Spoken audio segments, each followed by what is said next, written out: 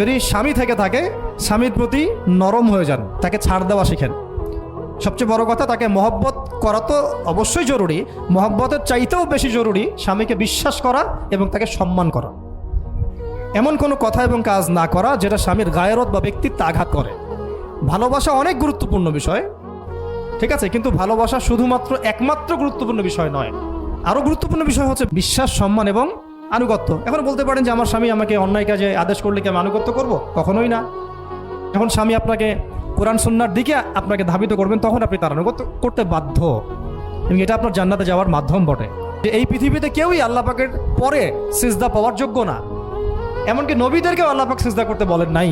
কিন্তু সেই নবী আমাদেরকে কিন্তু বলেছিলেন যে যদি আল্লাহ পরে কাউকে আমি সিজদা করতে বলতাম, তাহলে আমি স্বামীদেরকে সিজদা করতে বলতাম। এটাকে তসলিমা নাসরিন স্টাইলে বুঝলে হবে না। ওরা এটাকে এইভাবে নিবে যে ইসলাম মেয়েদেরকে দাসত্বের শৃঙ্খলা আবদ্ধ করতে চাচ্ছে, হ্যাঁ, আত্মস্বাধীনতা দিবে না ইত্যাদি। আমরা দেখব পরকালে আমি জান্নাতে যেতে পারছি কিনা। আল্লাহ পাকের হুকুমের চাইতে আমার কাছে কোনো যুক্তি, বিজ্ঞান, প্রযুক্তি এগুলো বড় মানদণ্ড নয়। শুধুমাত্র স্বামীর আনুগত্য, বিশ্বাস, সম্মানের বদৌলতে দেখা যায় যে পুরোটা জীবন এই বেচারা আপনার জন্য ঢেলে দিবেন।